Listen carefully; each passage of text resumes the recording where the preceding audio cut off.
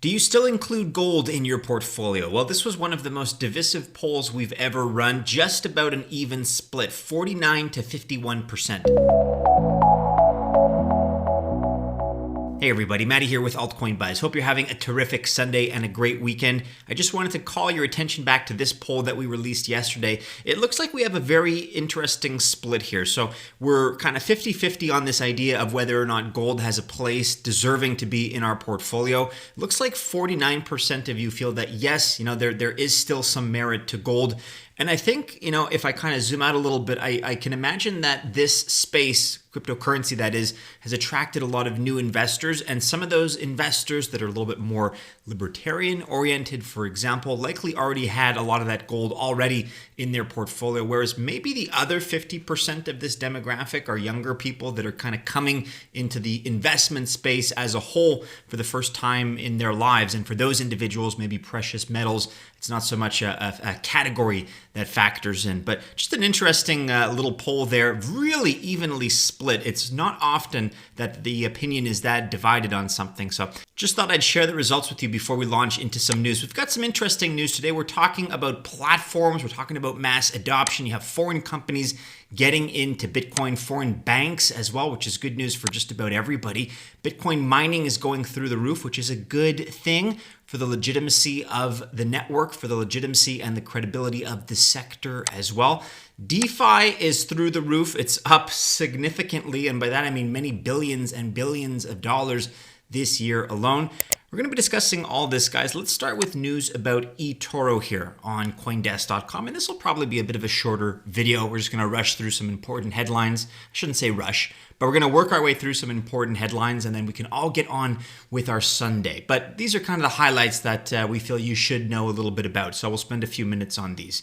Okay, with regard to eToro news here, they said they are so overwhelmed by current demand caused by newcomers, people entering into the space for the first time. These individuals want to trade cryptocurrencies on their exchange. They're so overwhelmed that eToro has temporarily boosted the amount new users have to put on deposit in an effort to discourage them from joining. This is like borderline unethical if you ask me, but this is what they deem they have to do. So eToro, which mainly caters to so-called social or beginner traders, raised its required deposit level to $1,000. That is up from only $200. You can read more about that here on CoinDesk.com. In terms of international news and in terms of companies, as we've been discussing lately, it's been the theme these last few days and these last few weeks. You have companies that don't really have any business being in cryptocurrency, but are nonetheless kind of recognizing the opportunities and making it their strategy to be in cryptocurrency. Guys, think about Michael Saylor and what MicroStrategy is doing. These guys are a business intelligence software company. They don't really have any business being in Bitcoin, and yet Bitcoin is probably the single best corporate strategy that any company can employ. So why not? It becomes a universal strategy, and we're seeing it with other companies, including Russian oil giant Gazprom. So actually Gazprom Neft, which is an oil subsidiary of the Russian natural gas and global energy company Gazprom, they're giving Bitcoin mining operations the chance to power operations by using excess gas for electricity. And the Russian firm has allowed a small mining operation to benefit from the excess gas by mining Bitcoin on site from the oil field itself. So actually mining Bitcoin on site. And it's a good use of their resources. It's a good reward for them, especially if they plan to hodl for the medium to long term. So why not? And this is, I guess, the kind of company that is just coming out and saying it, for publicity purposes, perhaps, or perhaps not, who knows. You can bet there are a lot of other companies that are doing it privately. I have no doubt about that. Similarly, I guess this is less of a stretch here, but we do have international news in the form of companies that are cozying up, that are becoming more and more friendly to Bitcoin. Here we have Korea's second largest bank, Shinhan Bank. They're set to offer crypto custody related services. So Shinhan Bank and their affiliates are part of Icon Loop's MyID Alliance, and we're the first to integrate Zung DID service to meet the high demand for remote KYC or Know Your Customer services. You guys can read more about this on news.bitcoin.com. But again, this is no small fish. Korea's second largest bank Shinhan Bank. And you got to kind of, consider this in the totality of the rest of the news in the banking sector. Going back to the United States for just a second, we have JP Morgan that's calling for 146K Bitcoin this year, and then as high as 600,000 plus next year. Citi has predicted a $300,000 plus Bitcoin this December 2021. And we also have news now, I guess a little bit more indirect, but we have news about Morgan Stanley. We talked about them yesterday, how they're entering the space. They've just acquired 10%, so they've acquired more shares of MicroStrategy, MSTR, once again, Michael Saylor's company, because they want a piece of the action. Can you blame them? So add to that list now this major South Korean bank. You can read more about it here on news.bitcoin.com. It's all part of the cumulative avalanche here of institutional interest. And then as far as the network itself, it's actually doing quite well. It's looking quite healthy. Bitcoin mining difficulty here hits record high amid revenue surge. So Bitcoin's mining difficulty has just reached a new record high now, above 20.6 trillion. This is a consequence of the activity, because as more and more people get into the space, you have more and more miners that are also trying to be rewarded, and mining has become very profitable lately.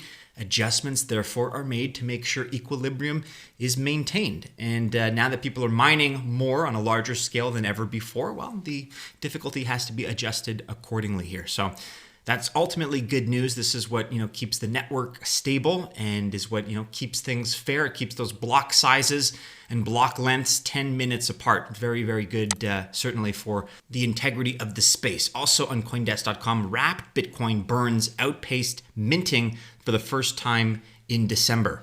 In brief here, BitGo saw a record of 11,613 wrapped Bitcoin, or WBTC, swapped for real Bitcoin in December, with only 2,731 Bitcoin exchanged for their Bitcoin-backed ERC20 tokens last month. And you know what? The good news doesn't end with Bitcoin. We've been talking a lot about Ethereum lately. Ethereum is really on the verge of greatness, at least in my opinion. I think in a lot of people's opinions. Expect to see all-time highs, possibly even today. Who knows? But very, very soon. Market wrap. Bitcoin crosses 41.9 thousand as Ether futures interest grows 85% so far just in 2021 alone. I forgot what year it was there for a second. And this is a number that you may or may not have been following, the total value locked TVL in DeFi, decentralized finance. This all comes together. So the Ether futures market hit a record as derivatives traders really now are gaining more and more interest in this second largest cryptocurrency according to market capitalization. By the way, Ethereum also hit $150 billion in its market cap. So that's a nice little milestone. On Thursday, a few days ago, Ether futures increased to a record $3.7 billion. That's according to aggregator Skew. Binance was leading the way with $820 million in OI, over 20% of the total Ether futures market. All of this, guys, is for a reason. Ethereum is the world computer. It is the digital oil to Bitcoin's digital gold. And all of these DeFi projects that we talk about here on a regular basis, all of the stable coins, the OCC infrastructure layer for the settlement network that is upcoming in the United States banking system, all of this boils down to Ethereum. And so Ethereum, for all of these reasons and many others that's beyond the scope of my technical abilities to explain, for all of these reasons, Ethereum has an extremely bright future. But take a look at this TVL metric here. As I mentioned a moment ago, right now, $23.38 billion. Would you believe that we actually zooming in a little bit here to the 30-day chart, would you believe that we started this year, 2021, at only $15.67 billion? So, we've increased something, I don't know what that is, 30 or 40%, you can do the math, but we've increased a ridiculous amount already in 2021.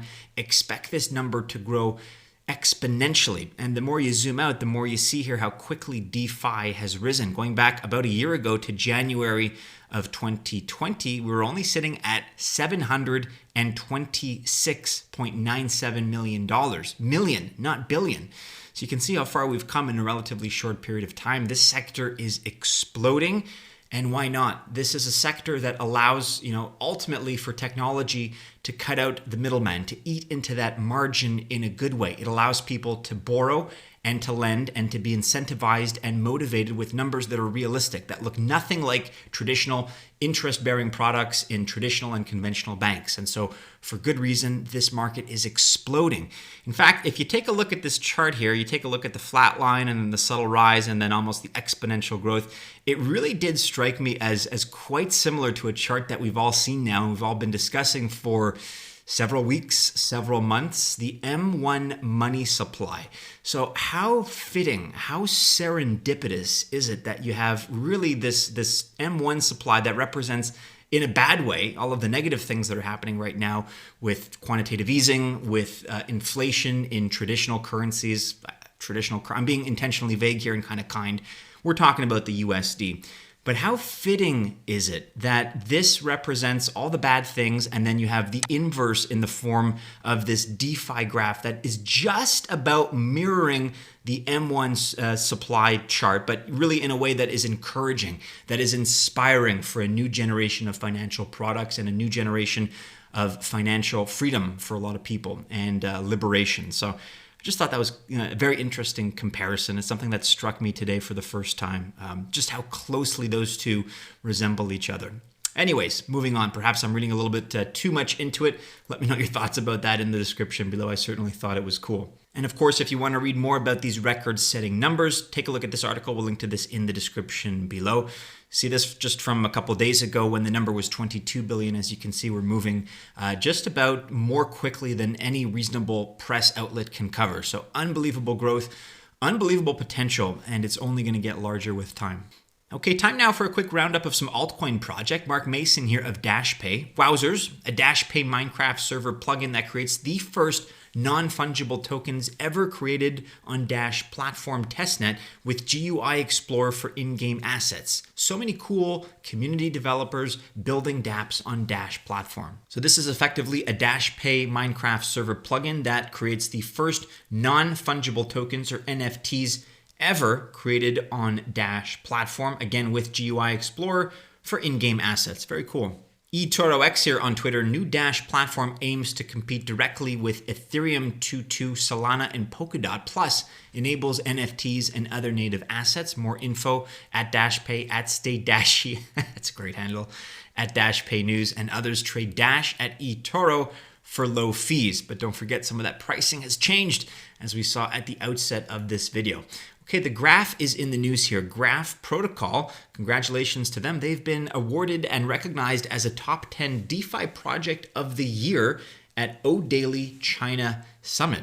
So pretty impressive indeed for a new project that's on the scene, that's made a very big splash in a very short period of time. You can check out the news here and the developments further. Again, the Graph is pretty impressive in terms of what they're trying to do. We've used their analytics to incorporate information into Unbound Finance, and we were very, very impressed by what we were able to do with the Graph. So kudos to the project. CZ Binance here commenting on news that likely you've already heard about.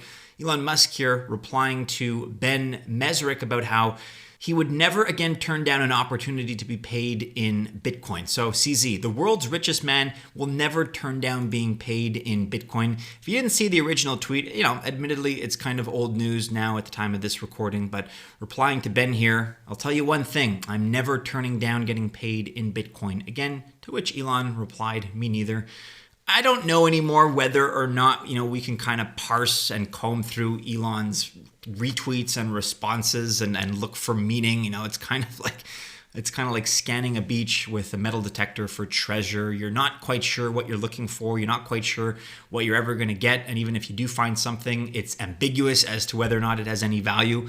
But it certainly got the community buzzing. Hey, Elon, if you're listening, buddy, we're still waiting for you to incorporate a Bitcoin strategy into your Tesla corporate treasury. So if you need any further guidance on that, be sure to give me a call. Anthony Pompliano here with this final reminder here before we close things off. Every morning, I write a letter to 110,000 investors and break down Bitcoin in simple terms.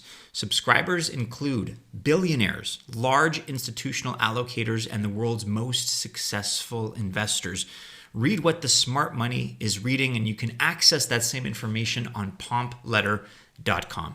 All right, members of the Altcoin Buzz Army, we'll leave it there. You may note a little bit of hoarseness in my voice. I'm going to give the vocal cords a chance to rest, so a slightly shorter video today. But hey, the news will never stop, so be sure to follow us on all the regular social media channels, and of course, keep checking back into altcoinbuzz.io for all the latest. Guys, like, subscribe, share, and hit the bell to receive notifications if you enjoyed today's video. Best of luck, of course, if you choose to invest on this Sunday, everybody. But stay safe as always, and we do hope to see you again soon in our next video. Take care.